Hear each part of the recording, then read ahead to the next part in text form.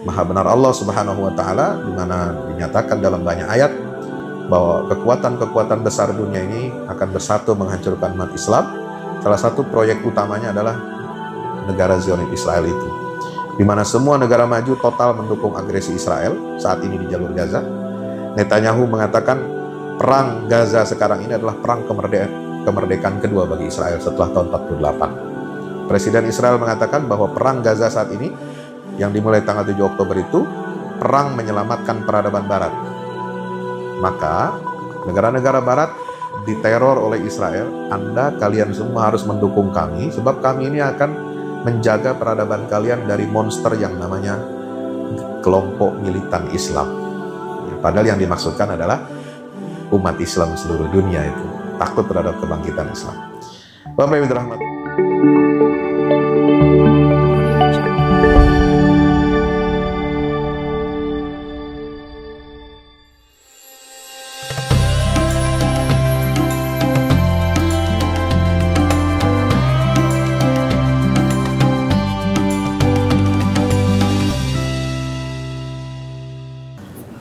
Bismillahirrahmanirrahim. Qul ja'al haqq wa zahaqal batil innal batila kana zahuqa. Wa nazilu minal qur'ani ma huwa shifaa'un wa rahmatun lil mu'minin wa la yazilu zalimina illa khasara. Inna hadzal qur'an yahdi lillati hi aqwam wa yubashshirul mu'minina alladhina ya'maluna as-salihati anna lahum ajran kabira. Hayyikum bi tahiyatil Islam. Assalamualaikum warahmatullahi wabarakatuh.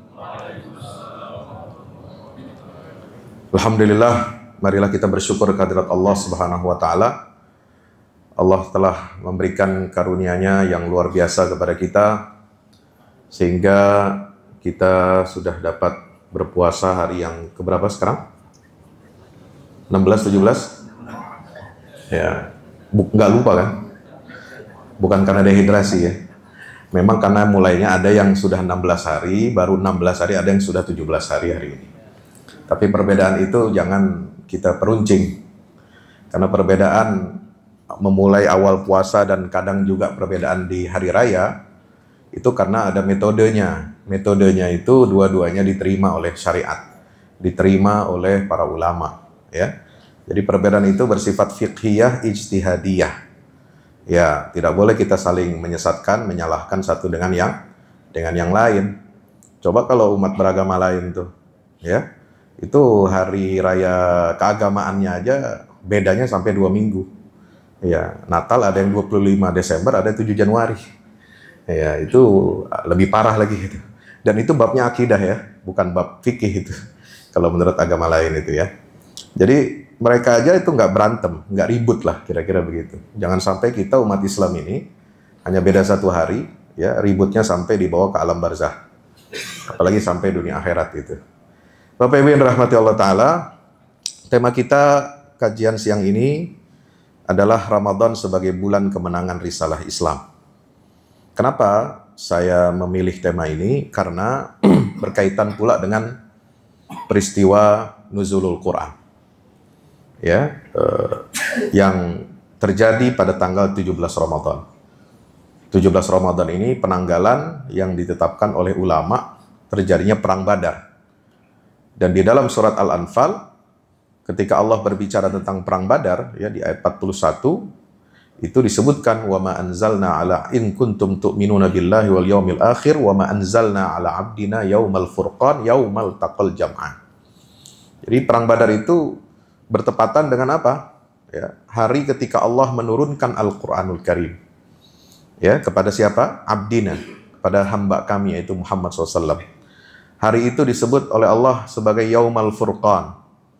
Hari pemisah, pembeda antara yang hak dengan yang batil. Hari itu juga disebut dengan Yaumal Taqal Jam'an, hari bertemunya 2 pasukan besar. Sebenarnya nggak besar, tapi 2 kumpulan. Ya. Karena yang satu besar, 1000 lebih pasukan, yang satu kecil, 313. Maka itu hari ini sangat bersejarah dalam perjalanan peradaban umat manusia. Kenapa? Karena meskipun sejak awal, sejak zaman Nabi Adam, Allah Ta'ala sudah menurunkan agama, wahyu ya kepada para nabi dan rasul, yaitu ajarannya ajaran yang sama, ajaran tauhid kepada Allah, mengesahkan Allah. tidak menduakan Allah dengan yang lainnya. Ya, sama-sama beribadah hanya kepada Allah, Tuhan yang satu, Tuhan yang esa, tidak berbilang, tidak berbagi, dan tidak memiliki konsep-konsep yang aneh-aneh gitu. Jadi jelas, lugas, terang benderang. Tapi memang sebagaimana dikatakan dalam Al-Qur'an, ya, bahwa ajaran tauhid ini kemudian diselewengkan oleh umat manusia dalam perjalanannya. Ada yang nggak sabar. Maksudnya nggak sabar gimana? Ada yang nggak puas kalau Tuhan itu cuma satu gitu. Pengennya banyak kan begitu ya. Atau ada yang lebih parah lagi, nggak usah lah ada Tuhan gitu ya. Jadi ada dua titik ekstrim. Ada yang mengatakan manusia ini udah nggak perlu Tuhan. Ngapain sih gitu ya. Itu namanya ateis. Ada yang mengatakan ya Tuhan itu banyak. Itu yang disebut dengan politeis.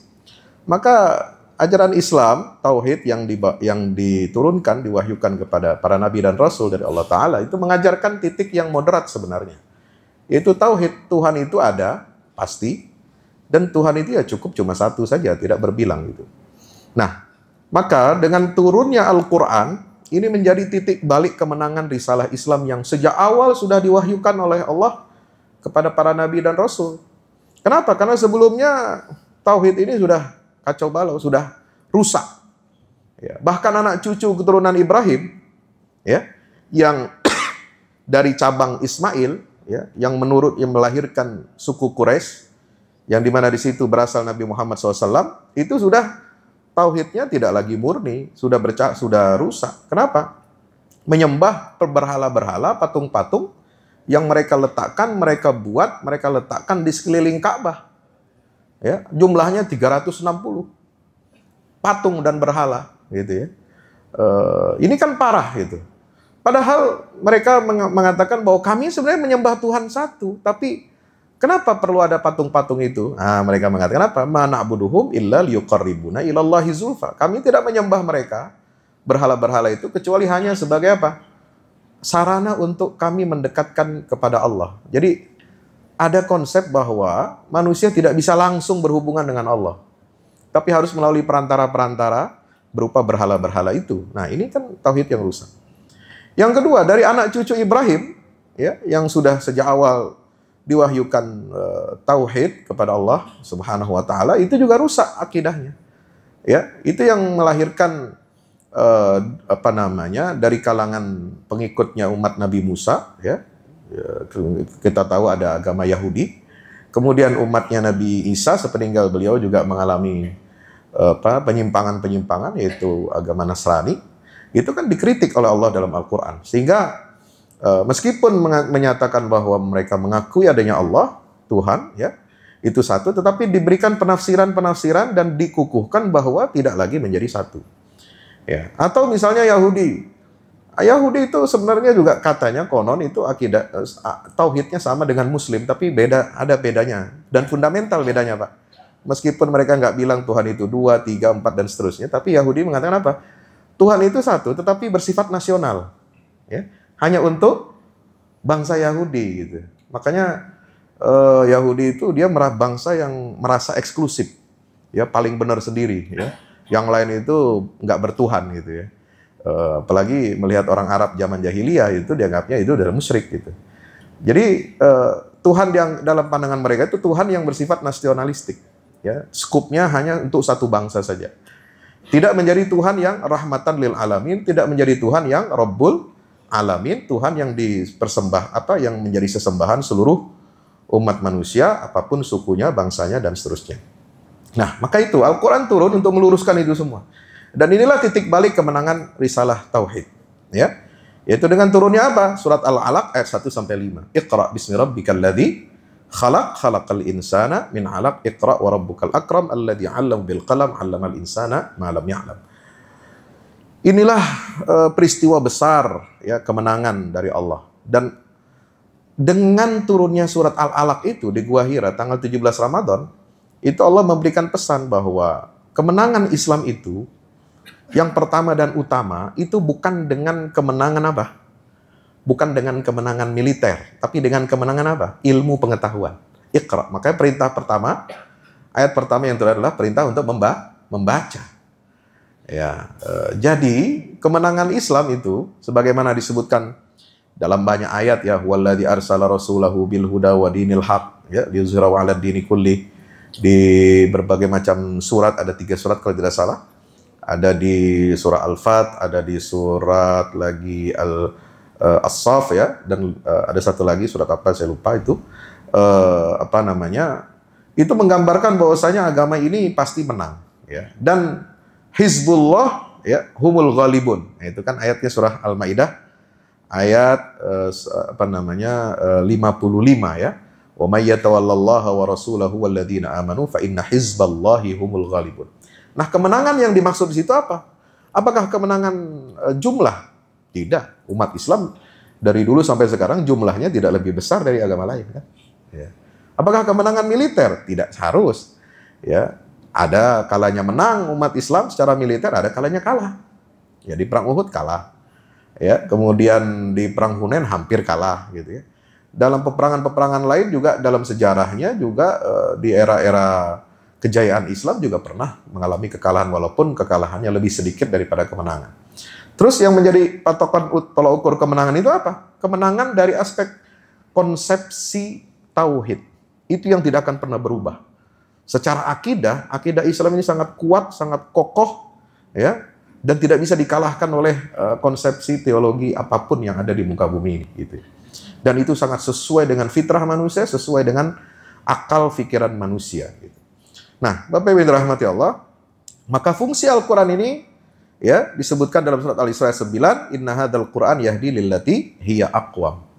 Quran itu berfungsi untuk apa? Memberikan petunjuk hidup kepada manusia untuk sampai ke jalan yang benar, jalan yang diridhai Allah Subhanahu wa taala. Dan jalannya Al-Qur'an itu jalan yang paling lurus. Ya, yang paling tepat, ya. Yang paling benar, ya. Nah, Bapak Ibu dirahmati Allah Subhanahu wa taala, maka Ramadan ini bukan hanya turunnya Al-Qur'an di bulan Ramadan. Ya. Dalam Al-Qur'an kan memang dinyatakan ya, ayat 185 surat Al-Baqarah itu, bahwasanya syahrul Ramadan alladzi unzila fihil Qur'an. Tetapi juga dalam riwayat Nabi SAW, misalnya dalam riwayat Imam Ahmad itu dinyatakan bahwa kitab-kitab atau wahyu-wahyu yang lain sebelum Al-Quran itu juga diturunkan di bulan Ramadan. Artinya memang Ramadan istimewa. Ya. Ramadan itu disitulah nampak bagaimana Allah memenangkan risalah ini, dan itu terjadi banyak sekali di bulan suci Ramadan. Ya. Bukan hanya nanti nuzulul Quran, kita lihat bagaimana ketika misalnya kemenangan Islam ini setelah turunnya Al-Quran. Nah, setelah turunnya Al-Quran itu kan mulai ya penindasan kepada Nabi Muhammad, kepada umat Islam di Mekah 13 tahun. Kok umat Islam nggak menang? Nah, berita kemenangannya itu sudah disampaikan, diwahyukan oleh Allah sebelum terjadi kemenangan itu beberapa tahun setelahnya. Yaitu di mana? Di surat Al-Isra. Itu di penghujung tahun ke-11 Hijriah. 11 kenabian ya, mohon maaf. Sebelum Nabi hijrah tentu saja. Itu turun surat Al-Isra. Kan peristiwa Isra dan Mi'raj ya. Itu Isra Mi'raj itu sebenarnya titik balik kemenangan dakwah Islam. Kenapa? Dari yang tadinya Nabi itu tertindas di kota Makkah ya, bersama kaumnya, bersama pengikutnya. Lalu kemudian dengan peristiwa Isra Mi'raj ini terjadi lompatan kualitatif, lompatan sejarah yang luar biasa, dan berhasil membawa risalah Islam ini dari kungkungan kota Mekah, dia berubah menjadi global. Ya, dari awalnya hanya di Mekah, risalah Islam ini kemudian melebar kemana? Sampai ke Baitul Maqdis, bahkan sampai ke Sidratil Muntaha, lalu kemudian menyebar dakwah Islam itu ke seluruh penjuru dunia. Nah, itu terjadi di surat Al-Isra ya, ketika peristiwa Isra. Nah, di surat Al-Isra ayat 76, teman-teman, di situ disebutkan ada ayat yang menarik untuk kita renungi. Apa firman Allah? Wa in kadu la yastafizunaka minal ardi. Sungguh mereka itu, siapa mereka? Musyrikin Quraisy, Mekah ya. Hampir saja membuatmu wahai Nabi Muhammad gelisah di negeri tempat kelahiranmu yaitu Mekah. Ya, liyukhrijuka minha. Ya. Supaya mereka itu maksudnya adalah ingin mengusir kamu dari negeri Mekah itu. Tapi kata Allah ya, ini bernada ancaman, wa idzan la yalbathuna khilafaka illa qalila. Kalau terjadi demikian, niscaya sepeninggalmu mereka tidak akan tinggal bertahan kecuali hanya sebentar saja. Coba lihat tafsiran ayat ini, itu ternyata sesuai dengan peristiwa-peristiwa kemenangan dakwah Islam di periode Madinah.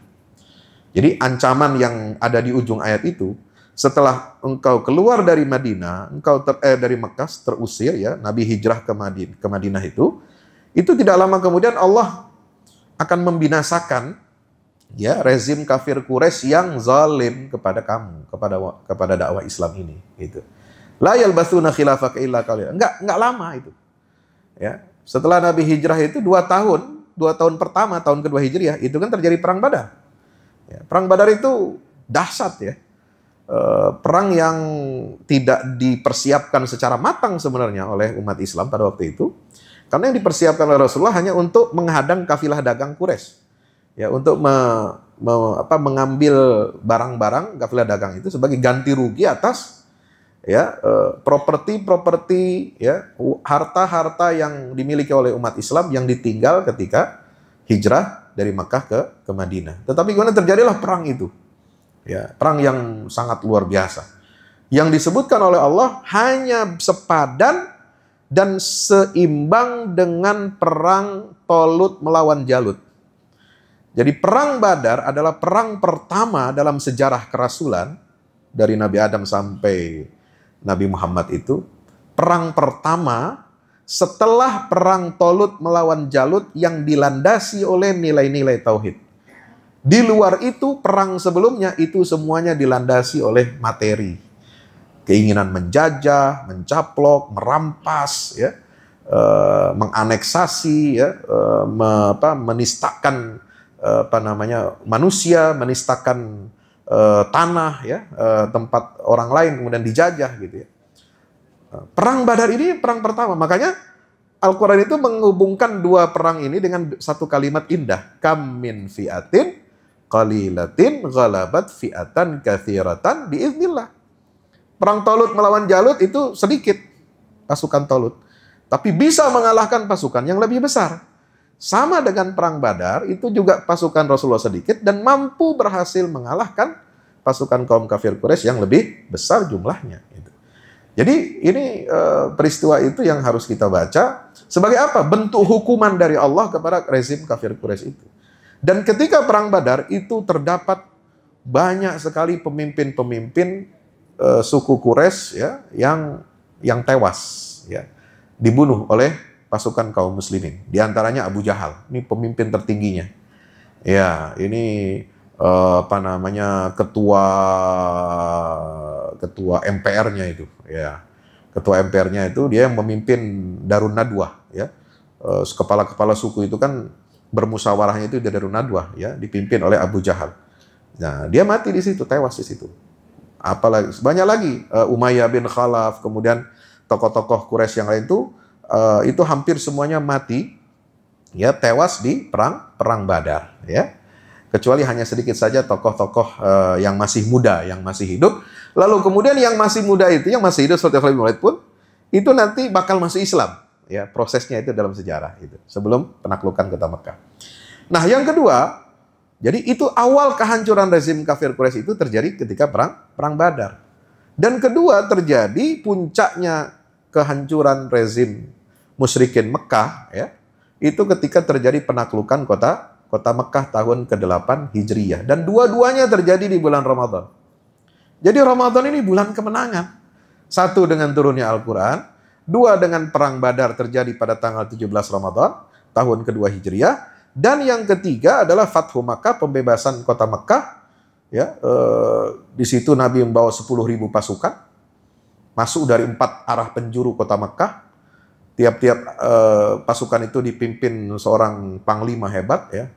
Ada Khalid bin Walid mimpin satu pasukan, Abu Ubaidah bin Jarrah, Zubair bin Awam, lalu kemudian satu lagi itu Sa'ad bin Ubadah. Ini 4 panglima yang memimpin pasukan Islam masuk kota Mekah ya.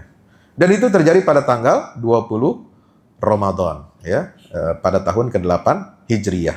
Jadi Ramadan ini ya dipersiapkan oleh Allah Subhanahu wa taala dalam sejarahnya itu memiliki peristiwa-peristiwa ya yang terjadi untuk kemenangan umat Islam. Bahkan bukan hanya di masa Rasulullah kemenangan Islam itu terjadi di bulan Ramadan. Ya, bahkan di era setelah itu juga banyak sekali peristiwa-peristiwa dalam sejarah umat Islam itu di mana kaum muslimin menang dalam pertempuran-pertempuran yang terjadi di bulan suci Ramadan. Misalnya ya perang Zallaqah itu ketika umat Islam Daulah Murabitun ya masuk ke Andalusia untuk menyelamatkan umat Islam dari kehancuran ya pada tahun 479 Hijriah. Itu terjadi juga pada bulan Ramadan ya, tanggal 25 Ramadan. Perang Ain Jalut. Ain Jalut itu adalah perang di mana umat Islam di Mesir dan Syam ya berhasil menghancurkan tentara Mongol ya pada tahun 1260 dipimpin oleh Sultan Saifuddin Qutuz. Itu terjadi juga tanggal 25 Ramadan tahun 658 Hijriah. Kalau Mongol ini ya bisa melumat kerajaan Islam di Mesir, Mamalik, maka seluruh dunia Islam itu akan dikuasai oleh Mongol. Ya, dari barat sampai ke timur, karena yang wilayah barat itu sudah dihabisi semua. Ya, kerajaan-kerajaan Islam Bukhara, Samarkand, kemudian Anatolia, ya, India, kemudian sampai ke negeri Syam itu hampir habis itu. Ya, hampir semua diinvasi oleh tentara Mongol. Ya, tahun 1258 saja kekhalifahan Islam di Baghdad itu hancur. Ya, diserbu oleh tentara Mongol. Ya, tapi 2 tahun kemudian umat Islam ya di bulan Ramadan itu berhasil menghancurkan dan mematahkan tentara Mongol ya. Nah, Bapak Ibu dirahmati Allah, yang ketiga, yang keempat ya. Ketika berbicara tentang kemenangan Islam ini bagaimana? Ya. Dalam konteks zaman sekarang. Ya, dalam konteks zaman sekarang. Kalau kita lihat ya, Al-Qur'an itu mengatakan musuh atau rival strategisnya umat Islam ini kan ada 2. Ya. Yang paling sengit kebenciannya kepada umat Islam. La tajidanna asyaddan nasi adawatan lil ladzina amanu al-yahuda wal ladzina asyraku. Itu surat Al-Maidah ya.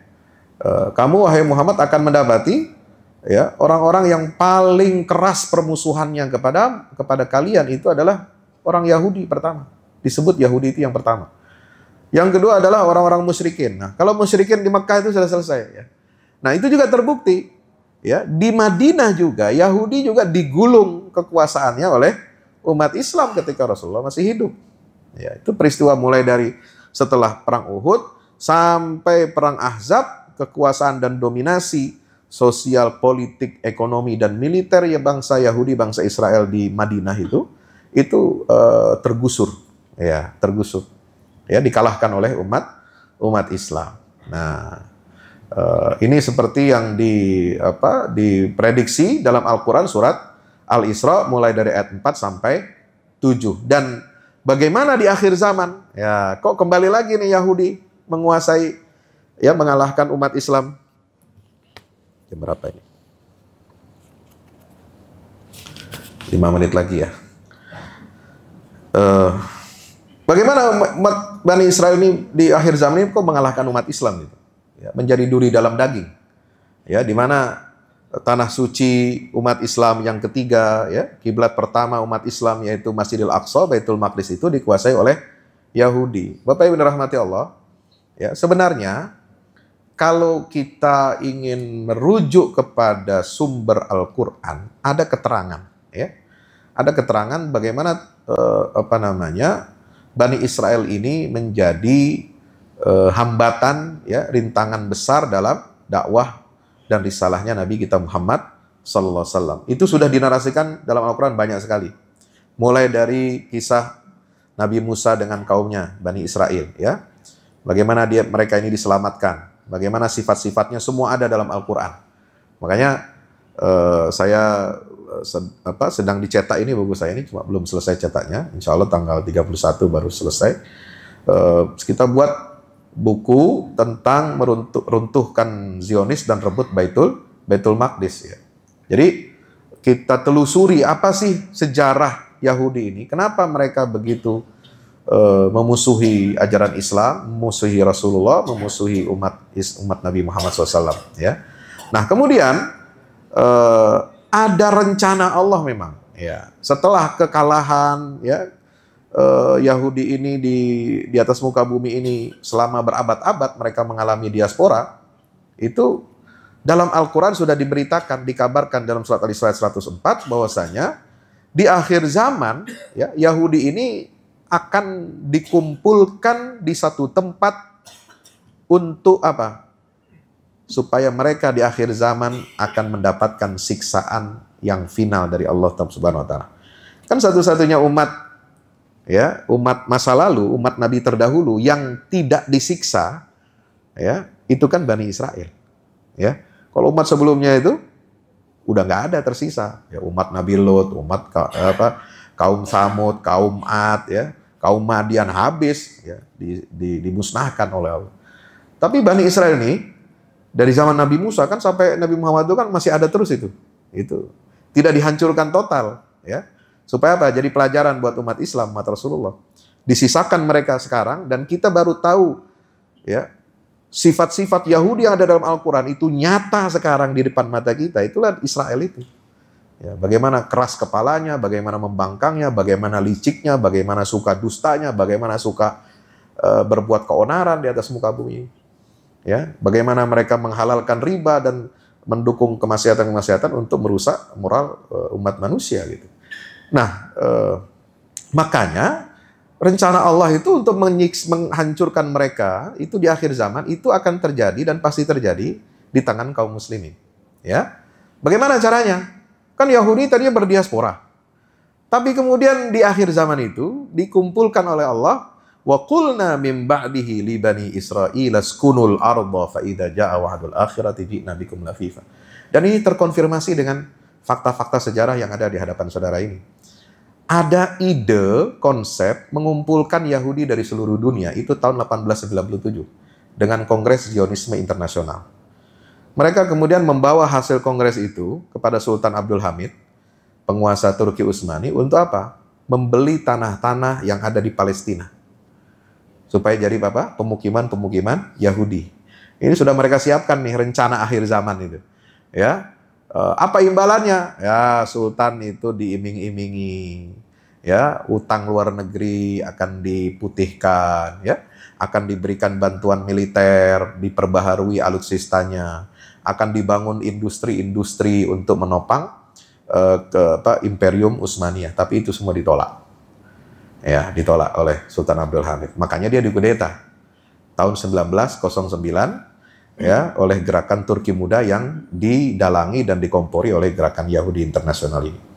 Kemudian terjadi Perang Dunia Pertama tahun 1914 sampai 1918. Di situ ada perjanjian Sykes-Picot, di mana 3 negara sekutu, Inggris, Perancis, dan Rusia yang terlibat dalam Perang Dunia I itu sudah membuat peta dunia baru. Peta dunia yang dulu Imperium Utsmaniyah menguasai Balkan sampai Jazirah Arabia dan Afrika Utara itu dipecah-pecah. Ya, kalau mereka menang perang, masing-masing dapat bagian ini, dan sebagainya. Itu terkonfirmasi dalam deklarasi Balfour tahun 1917, di mana Inggris memberikan tanah Palestina untuk gerakan Zionis. Arthur Balfour itu kirim surat, sepucuk surat kepada Lord Rothschild, ya, bukan Lord Rangga, ya, atau Lord yang lain-lain itu. Ya, itu diberikan tanah. Kenapa? Karena Yahudi di Inggris, bankirnya yang besar-besar itu mendanai Perang Dunia ke-1. Ya, membelikan senjata ya kepada Kekaisaran Inggris dan Prancis ya untuk melawan Jerman serta Turki Utsmani dalam Perang Dunia ke-1. Kalah Turki Utsmani dan Jerman, Kekaisaran Jerman, makanya Jerman itu dendam dengan Yahudi. Ya, dendam dengan Yahudi, makanya dia ingin memberantas ini. Adolf Hitler setelah Imperium Kekaisaran Jerman itu hancur, diganti oleh pemerintahan fasis ya, Hitler itu sangat benci pada Yahudi. Maka ketika Perang Dunia ke-1, semua negara-negara Eropa Timur yang dicaplok oleh Jerman waktu itu, termasuk Hongaria, Polandia, dan sebagainya, yang di situ banyak komunitas Yahudi, dihabisi sama Hitler. Tapi angkanya nggak sampai jutaan juga, kayak yang diklaim oleh mereka gitu ya, yang dipanggang dalam kamar gas itu ya. Sehingga itulah yang mereka buat hoax, ya, opini bahwa Yahudi ini terzalimi, nggak punya tanah air, ya, maka mereka harus diselamatkan, maka mereka harus dibuatkan tanah air yang baru, ya, sebagaimana yang dijanjikan dalam perjanjian lama gitu. Nah, itu kan dibuat-buat. Padahal Yahudi tidak dizalimi di semua negara Eropa. Yang ditindas itu Yahudi yang ada di bawah penjajahan Nazi, ya, rezim Hitler pada waktu Perang Dunia Kedua itu. Tapi di Inggris, Amerika aman Yahudi itu. Dan mereka nggak ada alasan untuk mendirikan tanah air mereka. Maka lalu Perang Dunia Kedua berakhir, ya, perbuatan rezim Nazi Jerman itu dijadikan dalih untuk membuat tanah air nasional bagi kaum Yahudi. Itu berlangsung dari tahun 1943 sampai 1944. Lahir deklarasi HAM PBB tahun 45, ya, sehingga sebagian cendekiawan Arab mengatakan bahwa deklarasi HAM PBB sebenarnya itu dibuat untuk melindungi hak-haknya Yahudi, bukan seluruh manusia di seluruh dunia itu. Ya, yang berkaitan dengan hak asasi manusia umat Islam mana dilindungi? Tidak ada. Ya, kalau berkaitan umat Islam tuh dia tutup mata. Tapi kalau Yahudi, satu sakit meringis, ya, itu dilindungi lahir batin itu. Nauzubillah min dzalik, ya.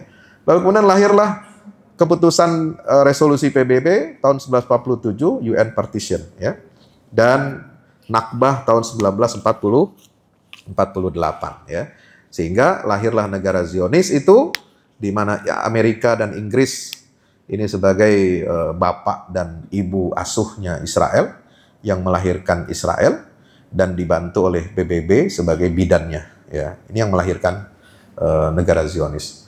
Maka maha benar Allah Subhanahu wa Ta'ala, di mana dinyatakan dalam banyak ayat bahwa kekuatan-kekuatan besar dunia ini akan bersatu menghancurkan umat Islam.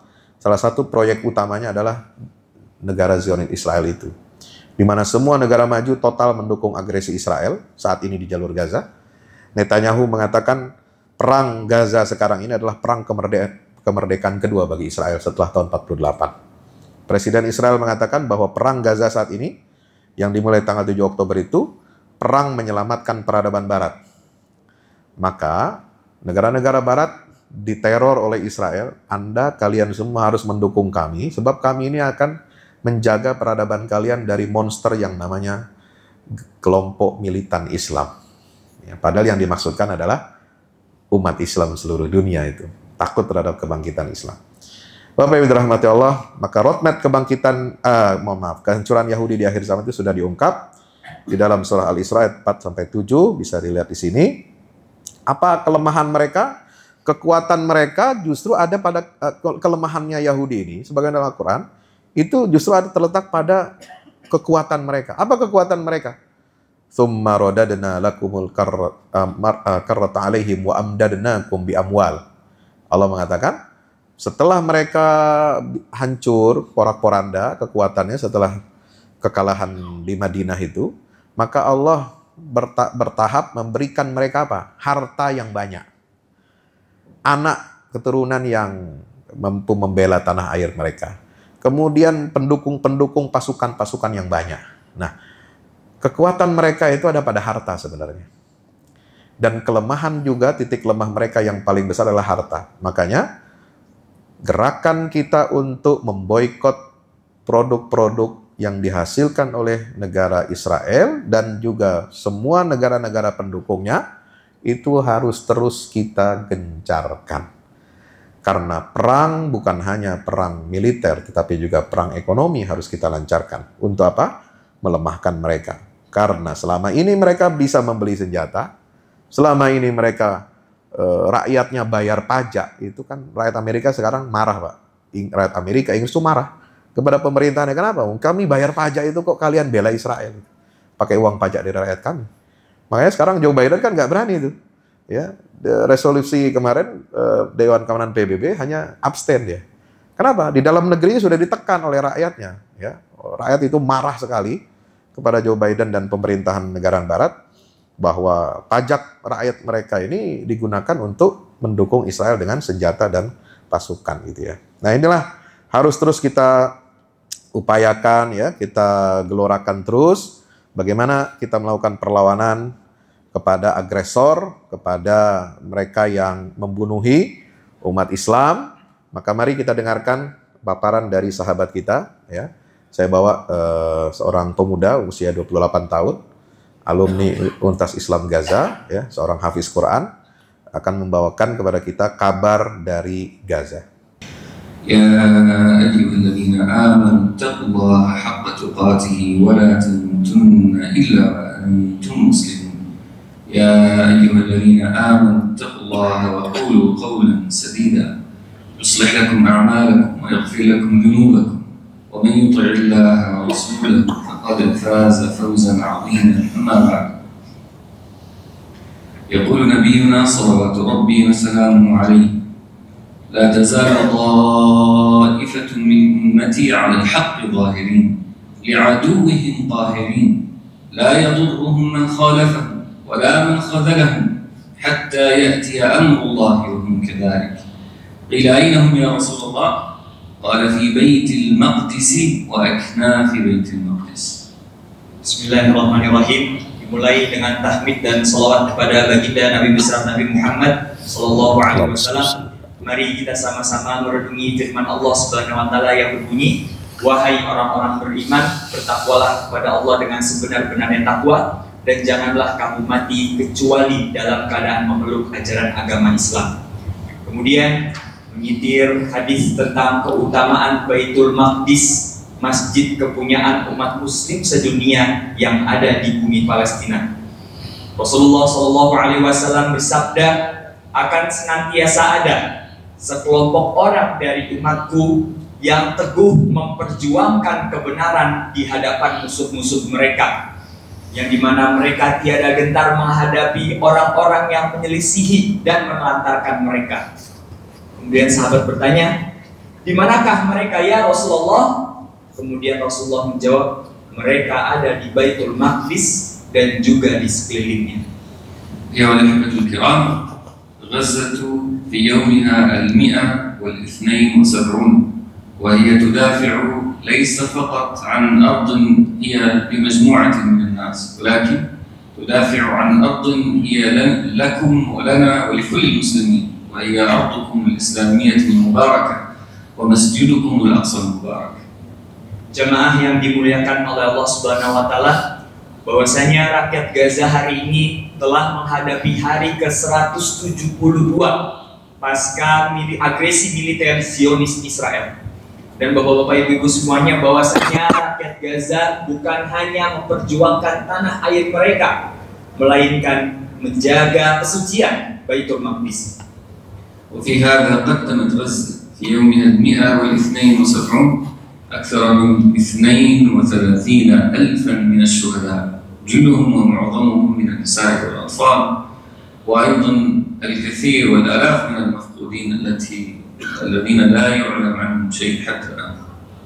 Dan hingga detik ini sudah tercatat lebih dari 32.000 jiwa yang terenggut nyawanya pasca agresi militer, yang dimana dari angka tersebut banyak dari kalangan anak-anak dan wanita. Dan sebenarnya angka itu lebih karena masih ada yang tidak diketahui. ولكننا ورغم كل هذا الألم الذي نعيشه إلا أننا لم نأتيكم منكسرين مهزومين، ولكن جئناكم برسالة العزة والصمود، ونقول لكم ونطمئنكم بأن إخوانكم في غزة لا زالوا بخير، صابرين مجاهدين محتسبين في سبيل الله تعالى. Akan tetapi atas fakta dan data tadi yang diberikan kepada jamaah semuanya, bukan maksud kami ingin memberikan pesan bahwasanya rakyat Gaza telah kalah. Tidak, melainkan kami ingin memberikan pesan bahwasanya rakyat Gaza masih dalam keadaan baik, tetap bersabar menghadapi penderitaan di dalam jalan jihad, di jalan Allah Subhanahu Wa Taala. يقول نبينا الكريم في حديث آخر: مثل المؤمنين في توادهم وتراحمهم وتعاطفهم كمثل الجسد الواحد إذا اشتكى منه عضو تداعى له سائر الجسد بالسهر والحمى. Atas kondisi ini, mari kita sama-sama merenungi hadis Nabi Shallallahu Alaihi Wasallam yang berbunyi, bahwasanya perumpamaan seorang Muslim dengan Muslim yang lainnya dalam perihal menyayangi, mencintai, mengasihi, perumpamaannya seperti satu tubuh, yang dimana bila ada satu anggota tubuh yang merasakan sakit, maka satu tubuh itu pun ikut merasakan sakit. وإن إخوانكم في غزة يحتاجون أولا إلى دعائكم، فالدعاء هو عبادة نتقرب بها إلى الله. ثم ثانيا إلى صدقاتكم والتي ستنزل كالبلسم على قلوبهم وتداوي جراحهم. Maka dari itu yang dibutuhkan rakyat Gaza yang pertama adalah doa yang ikhlas dan tulus dari bapak-bapak dan ibu-ibu semuanya, yang dimana doa bisa menjadi wasilah bagi kita untuk mendekatkan diri kepada Allah Subhanahu wa Ta'ala. Kemudian yang kedua yang dibutuhkan mereka adalah donasi bantuan secara material yang nantinya akan menjadi obat yang bahkan bisa menghapus larang mereka. ولكم أن تتخيلوا أنه في الوقت الذي ندفع فيه أقل القليل وأضعف الإيمان من أموالنا يوجد عائلات في شمال قطاع غزة رفضت أن تخرج من بيوتها دفاعا عن هذه الأرض، وحتى الآن استشهد من هذه العائلات أكثر من 27 شهيدا ماتوا فقط من الجوع. Sebagaimana informasi yang telah tersiar bahwasanya banyak rakyat-rakyat Gaza di daerah utara yang dipukul mundur oleh Zionis Israel ke selatan. Namun ada beberapa keluarga yang masih tetap mempertahankan kesucian tanah mereka. Namun mereka menghadapi kondisi yang sangat getir, di mana mereka menghadapi kelaparan yang sangat akut disebabkan oleh krisis pangan. وإننا في غزة لنعلم فضل أهل إندونيسيا وحكومة وشعبا على إخوانهم في قطاع غزة ومنذ سنوات، وإندونيسيا كانت ولا زالت دائما في عون إخوانها هناك. Dan kami menjadi saksi atas kesetiaan bangsa Indonesia menemani perjuangan rakyat Gaza, baik pemerintahnya dan juga masyarakatnya. Untuk itu kami memberikan apresiasi yang sebesar-besarnya. حتى أن إندونيسيا وشعبها الطيب الكريم قاموا ببناء مستشفى قبل سنوات يخدم أهل غزة، ولكن مع الأسف هذا المستشفى تدمر في هذه الحرب المستمرة. Dan bagian yang menjadi terkenal akan kedermawanan bangsa Indonesia telah dibangunnya rumah sakit dan juga masjid Indonesia yang ada di Gaza. Namun seribu sayang masjid dan rumah sakit itu pun telah dibumi hanguskan oleh Zionis Israel. جزاكم الله عنا كل خير وكتب أجركم. في ختام خطوتي أسأل الله العظيم رب العرش الكريم كما جمعنا في هذا المسجد الطيب المبارك أن يجمعنا أولا في ساحات المسجد الأقصى المبارك فاتحين مكبرين مهللين. Kemudian yang terakhir tutup dengan doa yang pertama, ya Allah, sebagaimana Allah kumpulkan kita semuanya di masjid ini, semoga di masa yang akan datang Allah kumpulkan kita semuanya di Baitul Maqdis, di Masjidil Aqsa dalam keadaan bebas dan merdeka. Amin. كما نسأل الله العظيم رب العرش الكريم أن يجمعنا بعد ذلك في جنات عدن مع الشهداء والنبيين والصديقين وحسن أولئك رفيقا. Dan setelah itu Allah kumpulkan kita semuanya di surga bersama para nabi, para syuhada dan juga para siddiqin. أقول قولي هذا وأستغفر الله لي ولكم. السلام عليكم ورحمة الله وبركاته. Waalaikumsalam warahmatullahi wabarakatuh.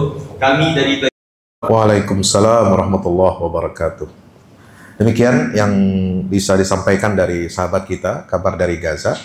Silakan, mumpung kita masih di bulan Ramadan, ketika Nabi SAW ditanya oleh para sahabat, ayyus sadaqati afdal, sedekah apa yang paling utama ya Rasulullah? Maka beliau menjawab sedekah fi Ramadan, yaitu sedekah di bulan suci Ramadan.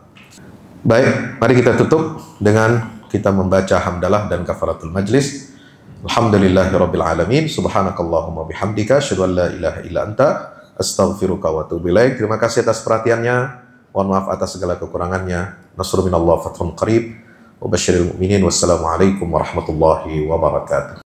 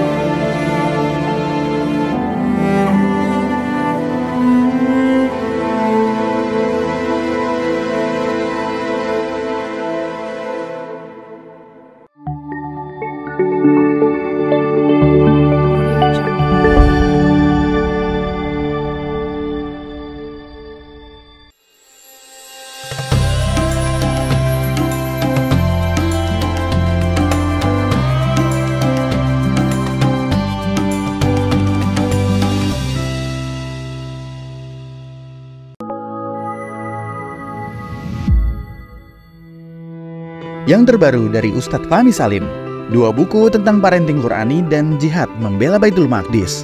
Buku Wahai Anakku, Benahi Adabmu, Bersihkan Hatimu, buku yang siap membuka cakrawala pikiran dan batin sahabat. Buku Wahai Anakku, Benahi Adabmu, Bersihkan Hatimu disusun dengan mengambil inspirasi dari buah pena Imam Al-Ghazali, Ayyuhal Walad. Buku ini diformat dengan dialog orang tua pada anaknya. Meski begitu, dialog ini bisa dibaca secara umum bagi para calon orang tua untuk anak-anaknya kelak.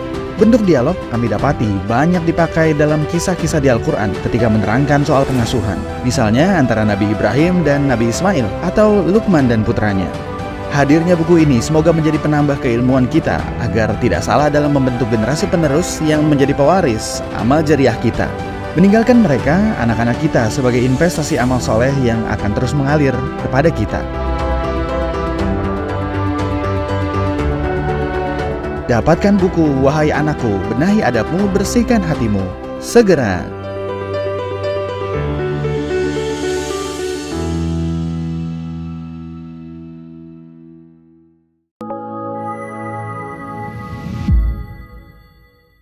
Yang terbaru dari Ustadz Fahmi Salim, buku Runtuhkan Zionis Rebut Baitul Maqdis, buku yang siap membuka cakrawala pikiran dan batin sahabat.